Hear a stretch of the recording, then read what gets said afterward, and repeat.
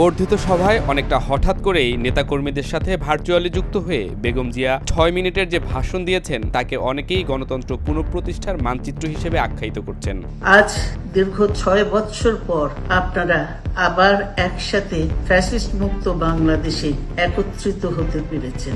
আজ বিএনপির বর্ধিত সভায় ভার্চুয়ালি যুক্ত হয়ে দলীয় নেতাকর্মীদের ঐক্যবদ্ধ থাকার আহ্বান জানান বেগম খালেদা জিয়া। তিনি বলেন, সুদৃঢ় ঐক্য ছাড়া কোনো স্বৈরাচারের পতন সম্ভব নয়। সাম্প্রতিক রাজনৈতিক পরিস্থিতির পরিপ্রেক্ষিতে বিএনপির অভ্যন্তরীণ একতা কতটা দৃঢ় সেটি এখন পরীক্ষার মুখে। ইস্পাত কঠিন ঐক্যের মাধ্যমে জনগণকে সঙ্গে নিয়ে এবং চক্রান্তকে ব্যর্থ করে দিতে হবে।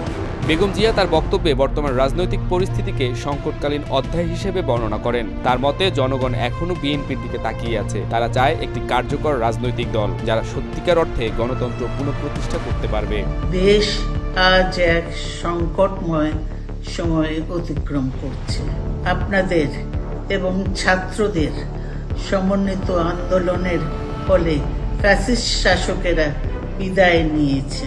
রাষ্ট্র মেরামতের ন্যূনতম সংস্কার দ্রুত সম্পন্ন করে গণতান্ত্রিক ব্যবস্থায় ফিরে যাওয়ার জন্য সকলের কাছে গ্রহণযোগ্য একটি নির্বাচন অনুষ্ঠান সম্পন্ন করা।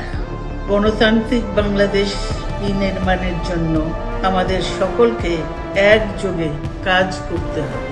বর্তমান শাসন ব্যবস্থার সমালোচনা করে তিনি বলেন, একদলীয় শাসনের ভয়াবহতা আমরা দেখেছি, কিন্তু এবার জনগণও বুঝতে পারছে যে কতটা দুঃসহ পরিস্থিতি তৈরি হয়েছে। তার বক্তব্যে স্পষ্ট বার্তা ছিল, বিএনপিকে অতীতের ভুল থেকে শিক্ষা নিয়ে ভবিষ্যৎ কর্মপরিকল্পনা সাজাতে হবে। তিনি আরও বলেন, শুধু আন্দোলন করলেই হবে না, আমাদের উচিত কৌশলগত রাজনৈতিক পদক্ষেপ নেওয়া। প্রতিহিংসা, প্রতিশোধ নয়, এমন কোনো কাজ করবেন না যাতে আপনাদের এত দিনকার সংগ্রাম, আত্মত্যাগ বিফলে যায়।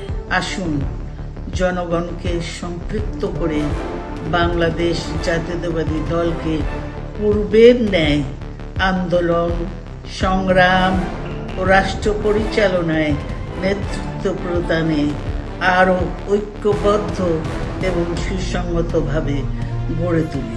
ভাষণে তরুণদের রাজনীতিতে সম্পৃক্ত করার বিষয়টিও তিনি বিশেষভাবে তুলে ধরেন। তরুণরাই দেশের ভবিষ্যৎ। আমরা যদি সত্যিকারের গণতন্ত্র চেয়ে থাকি তবে তরুণদের এগিয়ে আসতে হবে। তিনি বিএনপির ভেতর যুব নেতৃত্বের অনাধিক্যের কথা স্বীকার করে দলের ভবিষ্যৎ নির্ভর করছে নতুন প্রজন্মের উপর এমন বার্তা দেন।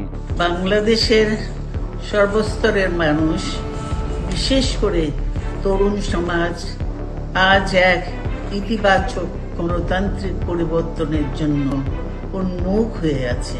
ক্ষুদ্র ক্ষুদ্র সংকীর্ণতা ভুলে দেশ ও জাতির বৃহত্তর স্বার্থে আমাদের কাজ করতে হবে। তার ভাষণের একটি গুরুত্বপূর্ণ অংশ ছিল আগামী নির্বাচন নিয়ে। যদিও তিনি সরাসরি ভোটের প্রসঙ্গে কিছু বলেননি, তবে তার বার্তায় দলের সাংগঠনিক ভিত্তি মজবুত করার তাগিদ ছিল স্পষ্ট। তিনি বলেন, সংগঠন শক্তিশালী হলে ভোট আসবে, আন্দোলনের ফল মিলবে, এখনই আমাদের প্রস্তুতি নিতে হবে। আমি বিশ্বাস করি আপনারা শহীদ প্রেসিডেন্ট জিয়াউর রহমানের আদর্শে আরো উজ্জীবিত হয়ে আগামী নির্বাচনে সাফল্যের জন্য ঐক্যবদ্ধভাবে কাজ করবেন। বেগম জিয়া তার ভাষণে ভবিষ্যতের রাজনৈতিক কৌশল নিয়ে সরাসরি কিছু না বললেও তার বক্তব্যে জনগণের ন্যায্য দাবি আদায়ে বিএনপির দৃঢ় অঙ্গীকারের ইঙ্গিত ছিল। তিনি স্পষ্ট করে বলেন, আমরা কোনো বিশৃঙ্খলা চাই না, কিন্তু গণতান্ত্রিক অধিকার ফিরিয়ে আনতে আমাদের রাজপথেই থাকতে হবে। দেশ বিনির্মাণের জন্য আমাদের সর্বশক্তি নিয়োগ করি এবং এত ত্যাগের বিনিময়ে প্রাপ্ত এই অর্জনকে সুসংগত এবং ঐক্যকে আরো বেগবান করি।